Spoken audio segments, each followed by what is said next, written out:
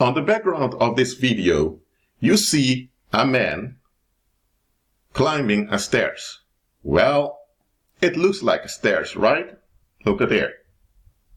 Here's the parts of the stairs. There's a pattern. The steps, or let me say the parts of the stairs, are shorter and shorter the higher he goes. So there's a pattern in it. Why am I pointing that out? Because human beings tend to become familiar with things that have patterns. You are familiar with your own bodily patterns. For example, you need to sleep every night. You need an X amount of sleep, whether it's 6 or 8 hours, depending on your age.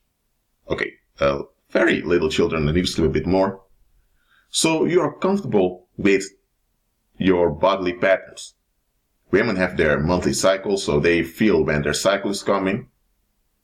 Or men who, let me say, who are into sports, they know when they need to stop sporting because they are overworking their body. So when something has a pattern, it doesn't have to be an artificial, it's going to be a natural thing. For example, the rain season. If you live in Central America, there are certain times of the year there's a lot of rain. When something has a natural pattern, and that pattern is, let me say, it looks predictable to us, we tend to become familiar with it. That's how human beings are. So on this picture, a guy wants to go to the top of the stairs quickly. There is one defect with this stairs, besides that it gets smaller the higher it goes. It misses steps, so it's an irregular stairs. Because it's irregular and there's nothing beneath it, it's a dangerous spot.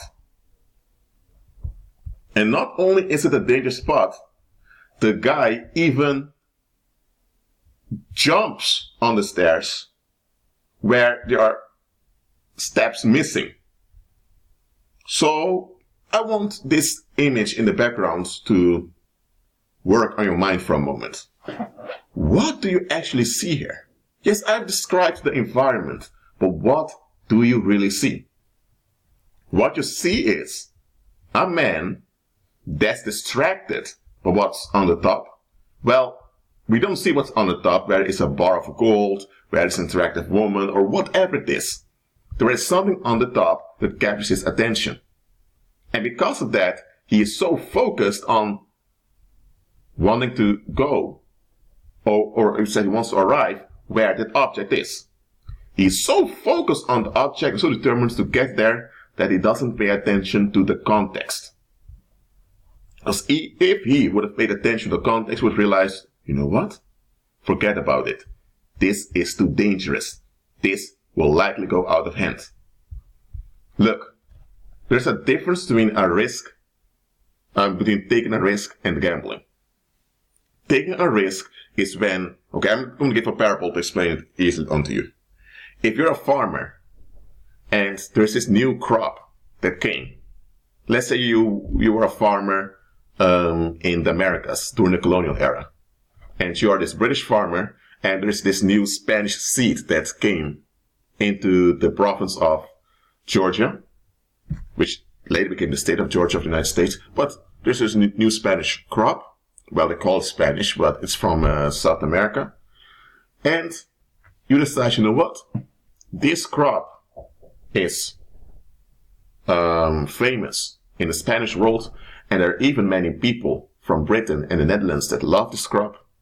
But because the Spanish economy is a closed economy, it's very expensive for Dutch and British importers to purchase this crop, because all has to go via Spain in Europe. So you thought, you know what?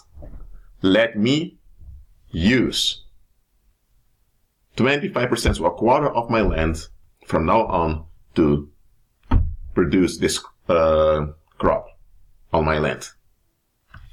So you do it. You don't switch completely over to that crop, because you don't know how it will turn out. You know there is a context of success. So you know that the crop is wanted, that people want the crop. And you know that is an expensive one. So you have a good business plan because it's based on facts. And the context is that this crop is wanted, so people want it, so people are willing to pay for it.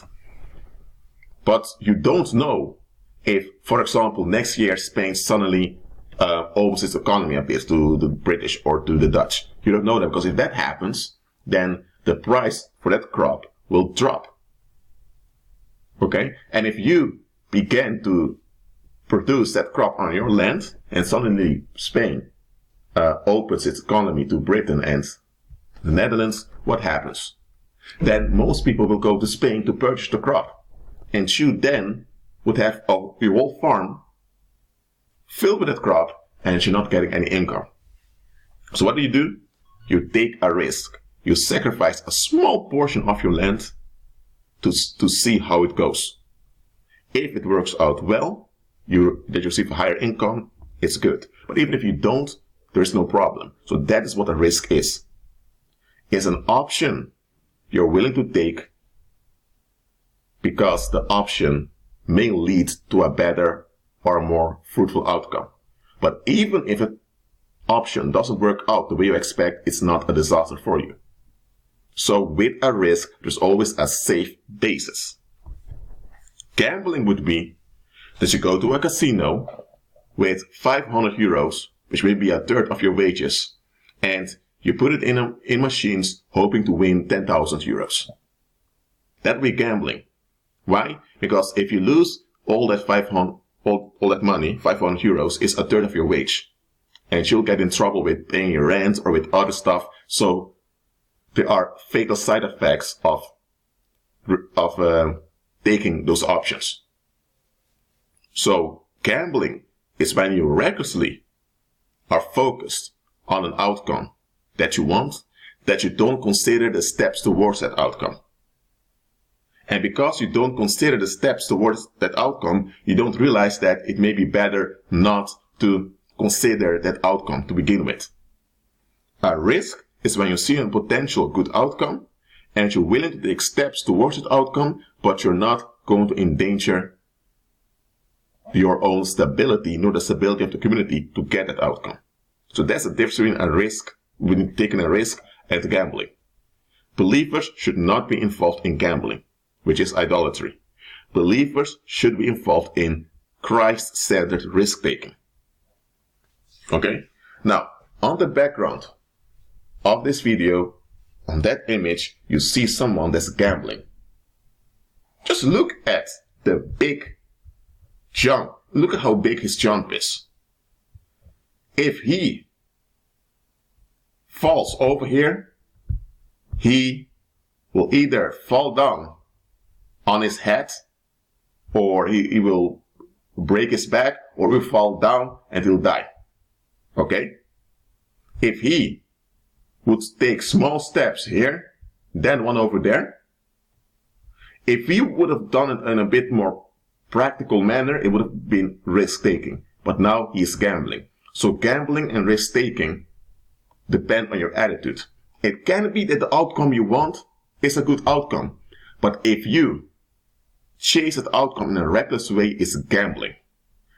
If you take the time to consider the context and situation and you take steps in a constructive manner, that's risk-taking. Both gambling as well as risk-taking have one thing in common. You don't have any control over the actual outcome. You have influence over the outcome, but you don't have control. Now, in the world, people gamble. Because not taking any risks is gambling. Because when you don't take any risk, you fake knowing. It's not pretending, because you can't even pretend this, but people think they know it, so they are faking it. So when you don't take any risks in life, you're faking as if you have control, as if you know what's best, as if you don't need any external help, as if you don't need God. So in the world, instead of taking constructive steps, they gamble. Either they gamble by just avoiding all options, or they gamble by taking reckless steps and the part of avoiding all options simply comes down to people hold on to traditions. Their parents operate a certain way, now the children want to do the same because it's familiar unto them. Just because something is familiar doesn't mean it's safe. Let me repeat that. Just because something is familiar unto you doesn't mean it's safe.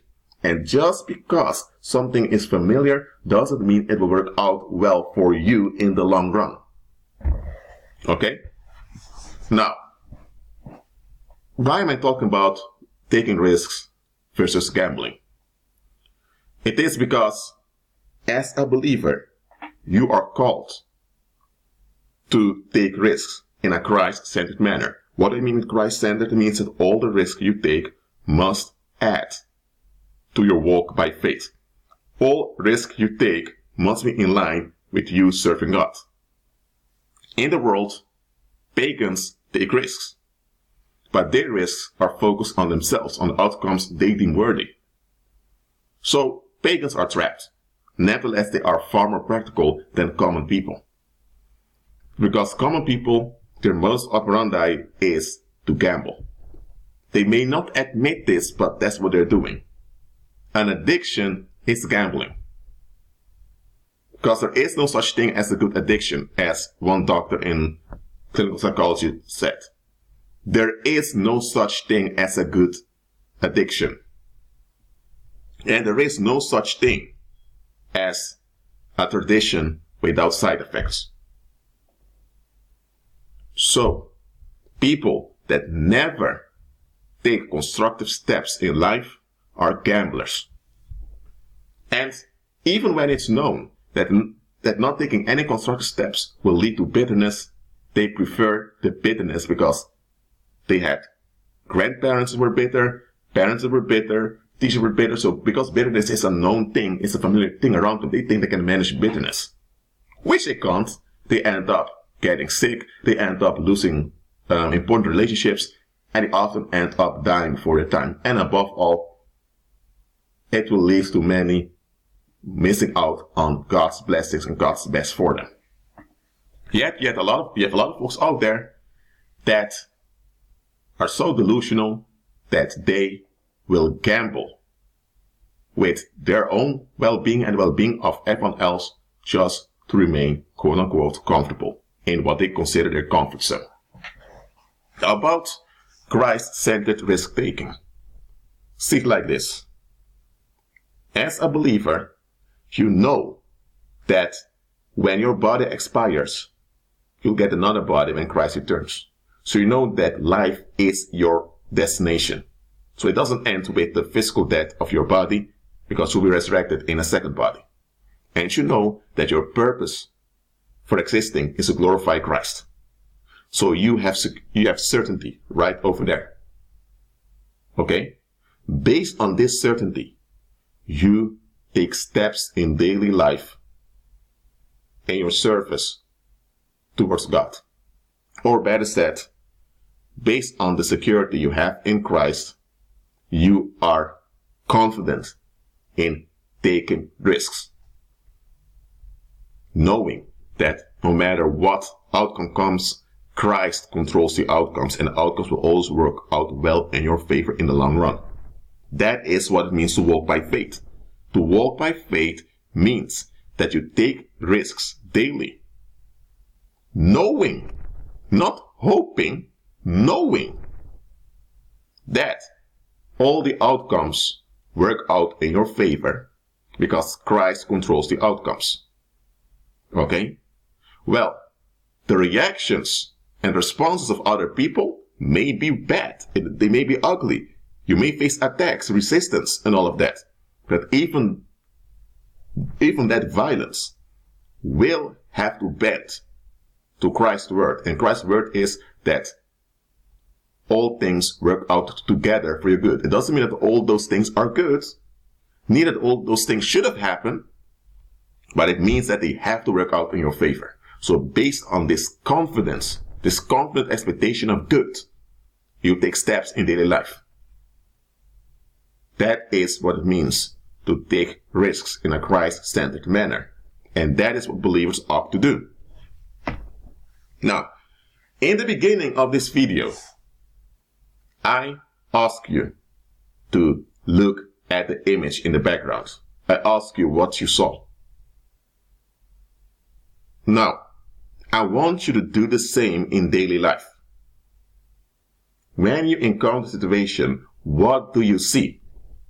What's going on? I remember during my freshman year at Leiden University when I studied cultural anthropology, the teacher of a course, or the professor, he gave us an assignment.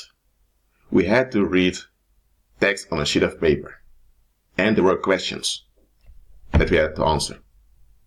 And how did you answer the questions? With a short essay of around 500 words. I remember that the professor took me aside and said, you got it. And the professor made plain that others didn't see what the real assignment was. I didn't realize what the professor was saying back then. But when I heard the answers of what I'm saying, when the others read their essays that they've written, I realized that they were all quite superficial. Because I read the text and assignment and I scanned the question to know what's being asked, but I also considered why is it being asked. And when I pondered on why it was asked, I went back to the text and I read through the lines. So my answer, my essay, went in depth on why the question was even asked. And that is what the professor wanted the students to do. But most of the students, they read the assignment and they read the questions and they literally gave answer to the questions. That's all they did. They didn't consider the context of the questions, because if they would have considered the context, they would have gone back to the text and they would have noticed certain keywords. And that's how a lot of folks are. Or that's how common people are in general, but I would say most people you will encounter during this lifetime are like that. They only look at the description of something. They don't look at the context of the description. For example, let's say you are looking for a job and there's a job description. They ask a certain diploma or a certain level of education. They ask 2 years of experience. They ask knowledge of certain languages. So you see the description. You apply for the job. Okay? And you write a motivational letter. And in the motivational letter, you mention that you fit their criteria. And you even refer to your curriculum vitae, or to your resume as they say it in English. You refer to your resume so they can check that what you're saying is true. Now what you did is correct. It's right. But then you have someone who applies for that same job and they don't even write a letter of motivation. Okay? So the recruiter thinks, why didn't this individual write a letter of motivation? So the recruiter then checks the resume and sees, this is interesting. So both of you are called for a job interview. You, when you're there, you're very practical, business-like, so you're quite formal because you want to give a good impression. The other individual is quite casual. He doesn't even talk in a formal way. And who gets a job? Now, based on what society taught you, obviously the one, in this case you, that was very formal and polite, you would get the job. But because you both fit the criteria of the job description as well as the formality that belongs to the work environment. But no, the other one who didn't even write a letter of motivation, he got the job. And here's the worst part. He doesn't even fit all the criteria of the job. So then when people hear this, they think, what? How is this possible? But when you go to the job description, you see they ask for 2 years of experience. They ask for experience with problem solving. They ask all of these things. But then someone points out to you, Jeffrey, let's say your name is Jeffrey. Jeffrey, this is why you didn't get the job. You have all the criteria. You fit the criteria. But here's what they really wanted. They wanted someone with empathy. Because what type of business is it? It's a consultant office. Okay, so people go there to be consulted about matters in their lives. And those people, they want someone that can understand them. And the office where you applied for that job, they need to have good reviews from their customers, or else they go out of business. So they want someone with empathy. Now, if they would have written, we want someone with empathy, then predators would read it and they would fake empathy just to get a job. People would make up all kinds of fictional reports on how much empathy they had. So they don't put it straightforward in if you want someone with empathy. Because if they would do that, they would also be revealing that they are dependent on their employees. And doing this in a business world may work against you. Because people, often they apply for jobs, they want to apply for a corporation that can offer them security, because most people are just security seekers. So if they would be very open about the fact that they can't offer that security, then most people think, I'm not going to apply for this job. Okay? So they know the psychology of people in general. They know the psychology of those that are looking for jobs. So it's not financial security, it's mental security a lot of people are looking for. It's psychological security. But they know that on that job that they want to give to someone, you can't always expect things to work out the way you want. So they gave hints in multiple places in the job description that they want someone with empathy that's able to deal with frustration. So the job description itself contained an examination. They asked for a letter of motivation because they wanted to see who gets it. And the one that gets it will likely receive the job. That guy who didn't even write a letter of motivation, he had on his resume that he did some volunteer work with elderly people. So when the recruiter saw this, he realized, this candidate did volunteer work with elderly people. Now, elderly people tend to be a bit slower. They tend to repeat things often. And the reason they ask for volunteer work when it comes to elderly is because often those hospitals also want to really pay people. So they actually want to take advantage of people's kindness. But this individual was willing to do it anyway because he had a heart for the elderly. So when the recruiter sees this, the recruiter knows, this individual has empathy and he has experience with dealing with frustration. So the recruiter sees, we need this individual. Now, this video was about Christ-centered risk-taking and how that's different from gambling. In the example I just gave onto you, the recruiter took a risk. The recruiter had a candidate that fit the description, the formal description for the job, but the hidden requirement, that candidate didn't get it. But the other candidate that got the job did not meet all the requirements, but he met the primary requirement that was needed, and that's empathy. So by taking the one with empathy, you're taking a risk, because if he doesn't do his job well, there are always colleagues there that can assist him. So that's a risk. If that recruiter would have went for the one that fit the literal description of the job, the recruiter would be gambling.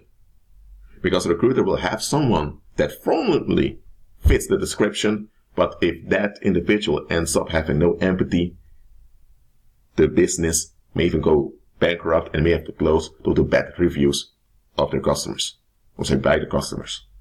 So, risk-taking versus gambling. It's very important to know the difference because those are two very different things. They may appear similar, but they're completely different. And this brings me to the following, believers. It is important for you to see beyond the job description.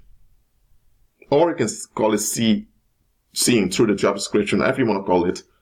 Learn to see through expectations of other people.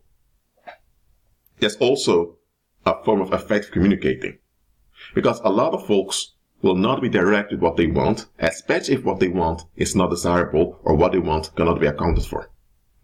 If someone has control issues and they want to have control on other people, then those type of folks often will be verbally aggressive in a direct manner, and because they're direct with what they want, people think they're honest. They're not honest. They just want to have control. But when you see through their expectations, you can see clearly they want control. So they are controlling personalities. So when you see this, that they have this control issue, you know that these type of people will likely be triggered and become violent when they can't avoid their own frustration. So it can be that someone is very blunt to the point when they want something, and in the world this is praised. They call it honesty, but you see through it. You realize that this individual is so blunt because they don't want to put up with anything. They're not willing to bear with anyone. They're not willing to even examine what they want. They don't even want to examine their own expectations. They don't even want to examine their own will. They just want what they want. They will what they will, and very direct with their will because they don't want to put up with anything that goes against their will. So now you know this individual is fleeing. That direct, blunt attitude is an expression of them fleeing. And when they can't flee, when they can't escape, they will escalate. So when you see through people's expectations, you can see red flags that nobody else notices. And that's how believers ought to be. We ought to be wise as serpents and harmless as doves. That's how we ought to be. Believers at the time of this recording, too often, we are like that guy that applied for the job and he only looked at the literal description on the website. He didn't see through the description to see what they actually wanted. Now, in daily life, not seeing through people's expectations may cost you in the long run. And pagans are very good at this. When you are dealing with a pagan, I'm not talking about those malevolent types that are part of warlock cabinets or they're part of suicide cults. I'm not talking about those types. Just good-hearted, kind-hearted pagans. People that don't mean any harm and don't want to be involved in evil. But unfortunately they're pagan, okay? I'm talking about such people. Such people, when you meet them, they will allow you to talk. They will allow you to express yourself. Why are they doing it? Because when you express yourself, they are receiving data about who you are. And not only that, they will see through what you express. For example, if someone is complaining often about other people having no manners, what someone is really saying is that they want others to validate their expectations. They don't say it literally like this. I want others to validate my expectations. Why? Because I'm selfish. I don't want to examine myself. I just want things to happen smoothly for me because I don't want to put up with anything. They won't say it like that. They will say it like that. Everyone will turn around, look at them and think, who do you think you are? You want everything on your terms. And we just have to find a way to deal with whatever you want. They won't do that, but they will disguise their selfish expectation in the form of an accusation. They may even begin to complain about the youth. If it's an older individual, he or she may begin to complain about how the youth of today don't have respect. They don't respect boundaries and all of that. Oh, and there's another thing. When people keep mentioning boundaries, that reveals that they are control freaks. Look, it's reasonable that you expect other people to consider your safety and your interest, as long as your interest can be accounted for. But people that hold on to this concept of boundaries are the type of people that just have expectations they don't want to examine. So they have this narcissistic, selfish attitude. But they will come up with victimization stories in which they were allegedly violated, and they will justify whatever they did back then in those relationships as a form of self-defense, of quote-unquote defending or protecting their boundaries. So a pagan who hears about someone talk about boundaries all the time will see, a boundary is a fictive limitation you hold on to. So you hold on to a fictive limitation, and you expect others to get along with this limitation, and when they don't do it, you're upset. But when you're upset, instead of facing yourself, you now project it onto others. So now you feel violated because others don't give in to your expectations. So now you want to take action against them to vindicate the expectation you don't want to examine. So you're fleeing. That is what a pagan will see. But common people, unfortunately, many believers, when they hear people talk about boundaries, tend to agree, yes, there should be boundaries. There should be respect. They just agree with things without seeing through them. And that's how the enemy traps many believers in destruction. Because they don't see through the job description or through the description. Okay? So, you ought to be wise as a serpent and yet harmless as a dove. So see through the job description. Agree with Christ.